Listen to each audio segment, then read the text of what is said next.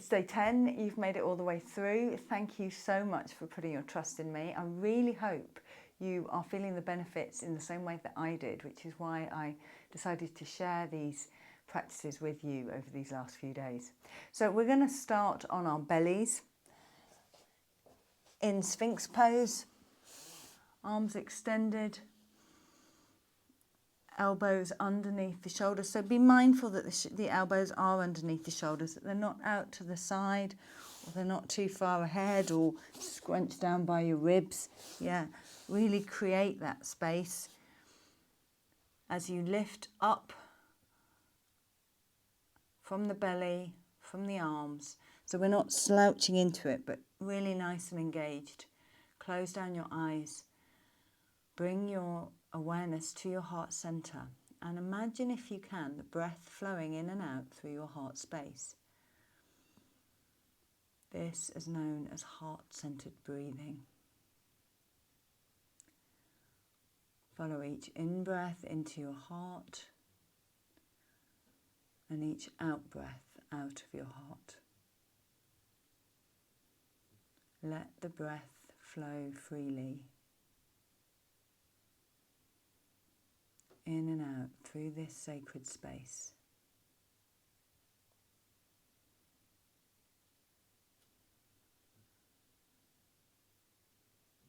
Becoming more heart-centered helps us to become kinder, more compassionate, accepting, forgiving even of ourselves. Often the person it's hardest to be compassionate and kind to and accepting and forgiving of. It's an invitation to treat ourselves as we would a dear friend. And I think oftentimes we get caught out with, in my case, it was moving quickly and thoughtlessly and trying to do something awkwardly, and knocked my back out, not being present, not being engaged. And these reminders are a reminder to be kinder to ourselves, to treat ourselves as a friend. Slow down. Become more consciously aware and more mindful.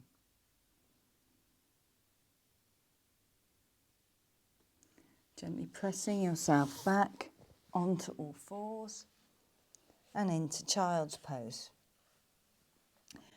Bring the forehead to the floor and the hands down by your feet, palms facing up, so that you get a nice stretch across the entire of your back, along the shoulders, along the length of your spine, out through your lower back. So that might mean you want to bring your knees a little closer than the way you normally do child's pose, so that your shoulders can melt into the floor. Bring your awareness to your breath.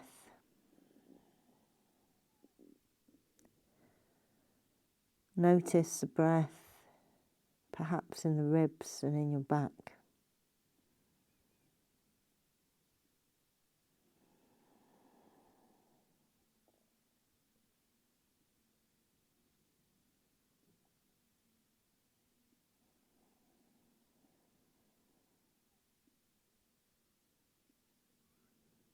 And then taking your hands to the top of the mat. Breathing in, coming up onto your knees, breathing out, curling the toes under and directing your hips up to the ceiling. Coming into downward dog. Breathe in, take the left leg up to the ceiling, three-legged dog. And breathe out, swing that leg to the top of the mat. Take your elbow onto your knee. Just be mindful that that knee doesn't extend beyond the length of your foot, so that that foot is not too far back like this, because you'll notice your heel's going to come off, yeah?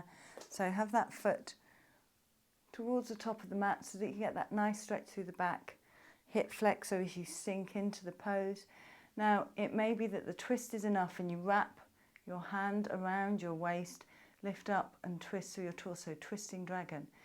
If you got hold of your foot yesterday doing pigeon with the back leg bent, then try it Twisting dragon with the back leg bent. You can take hold of the back of the foot, the heel. You can take hold of the top of the foot. Gently twist so that your gaze follows the line of your shoulder. Keep breathing smoothly.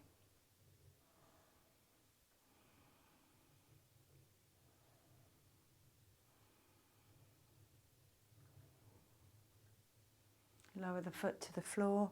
Take both hands to the top of the mat. Take both feet to the back of the mat. Coming into active child's pose with the arms extended. Forehead on the floor. Close down your eyes.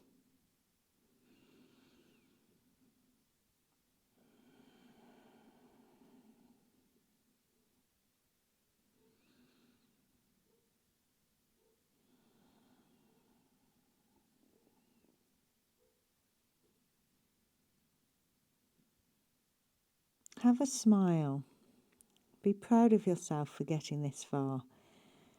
Take some time maybe afterwards to journal on your journey and acknowledge each step and how maybe there were poses you didn't think you could do at the beginning, and yet here you are at the end doing twisting dragon. So just take some time to reflect and acknowledge your progress.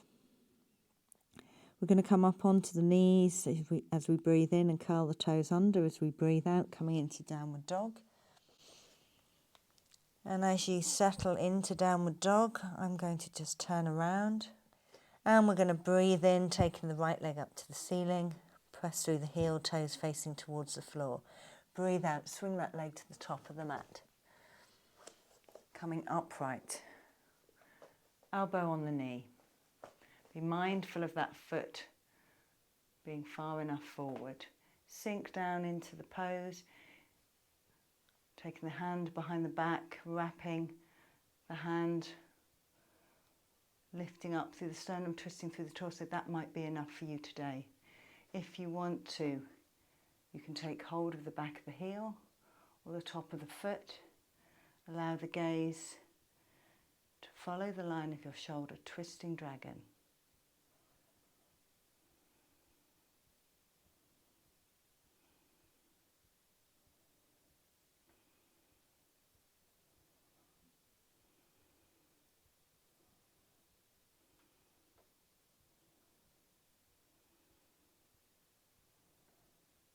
And releasing the foot.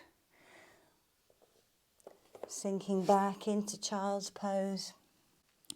Coming back to bringing the hands down by the feet in the full pose.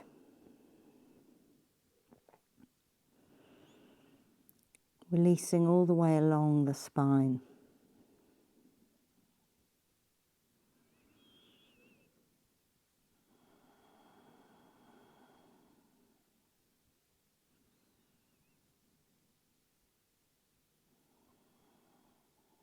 Gently rolling up one vertebra at a time and just swizzle the legs round. Extending the legs out in front, taking the arms overhead as you breathe in, and as you breathe out, coming down anywhere along the legs, coming into Paschimottanasana, seated forward fold.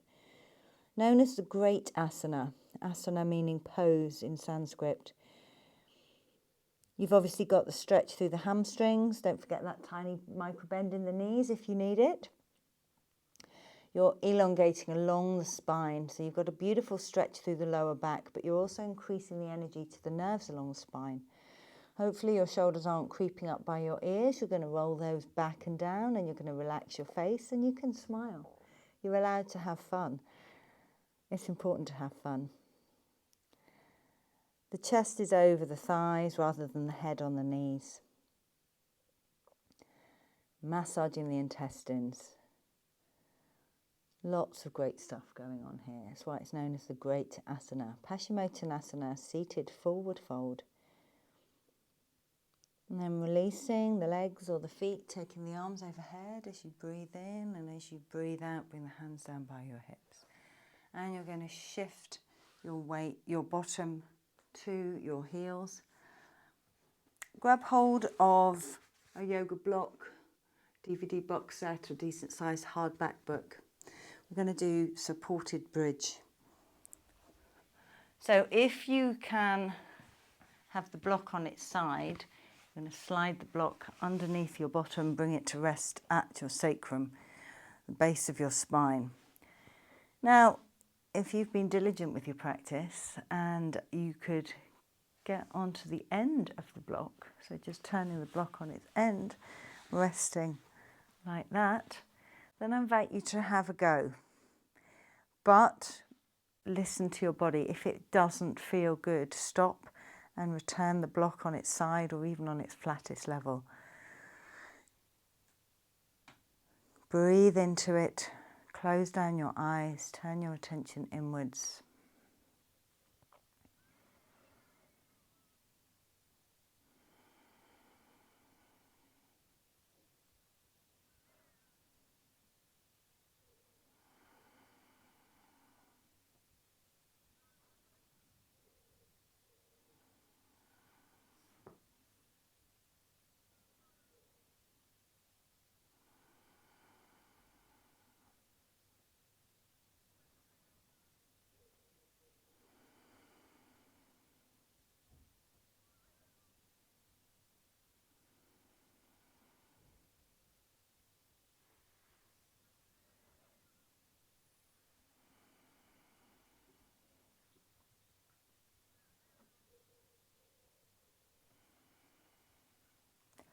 And then gently sliding the block out from underneath your bottom. Lower your hips to the floor and hug your knees into your chest. Gently rocking from side to side, massaging your spine in the floor.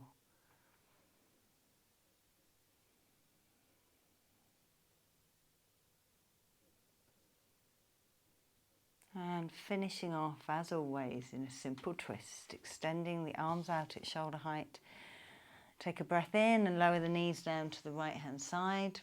You can rest your knees on a block if you wish, or just rest the knees on the floor. Pillow works just as well too.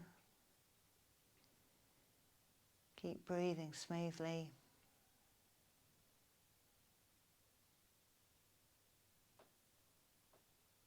And bring the knees through centre as you breathe in, and as you breathe out, lower the knees down to the other side, turning your head in the opposite direction.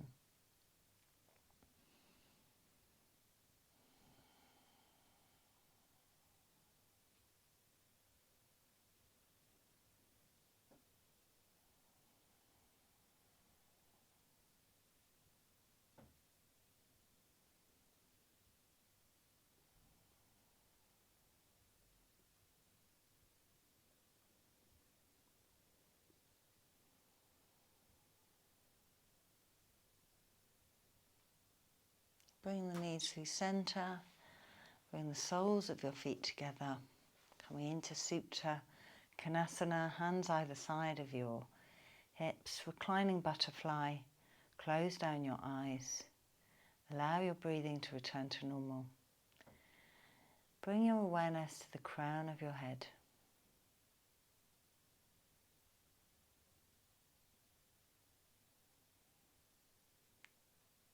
Softening your forehead, releasing the space between your eyes and around your eyes.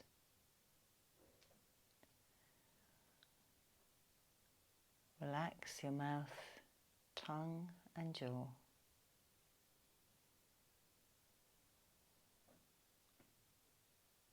Softening your throat and neck. Release your shoulders and relax your arms and hands.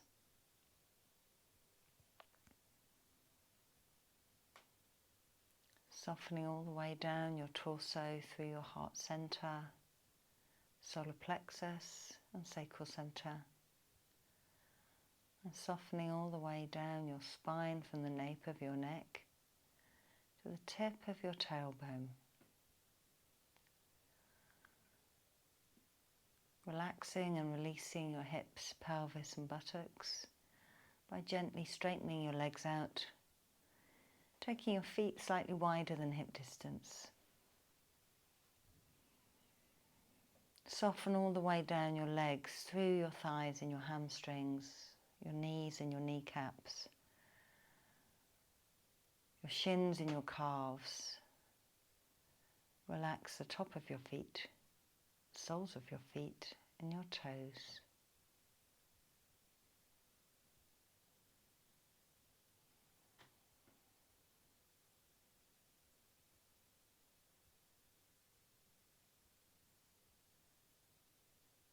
Rest here in stillness and in silence.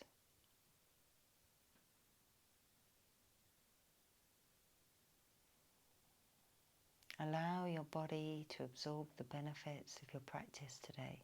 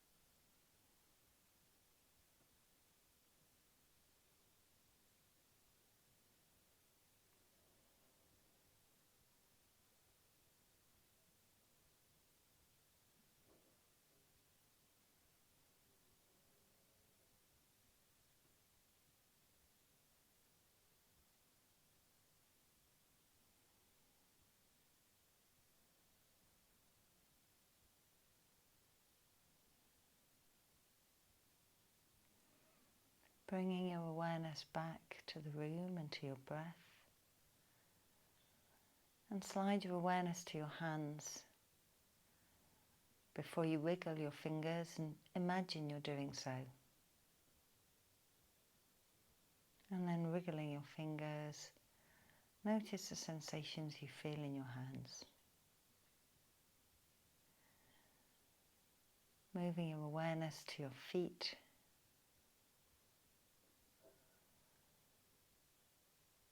Before you wiggle your toes, imagine you're doing so. And then wriggling your toes, notice the sensations you feel in your feet.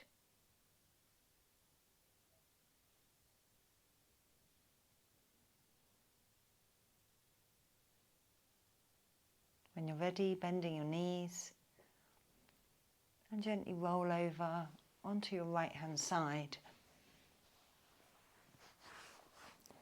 Taking a couple of breaths of transition. Being mindful that your body's really calm and relaxed, your nervous system's really calm and relaxed, your mind's really calm and relaxed. So it's a good idea not to move quickly or sharply and jar your body, mind and soul out of this beautiful relaxed state. So take it steady. Allow your hands to guide you. Keep your eyes closed and your head hung low. Coming back to heart center. Thank you for joining me for the last 10 days. I really hope that you have seen some marked improvement in your mobility and in the pain. If you have been struggling with sciatica, I completely empathise, and I hope this has been helpful. Please like and comment and subscribe and share with your friends if you have, and I'd love to know your feedback. I'll see you again soon. Namaste.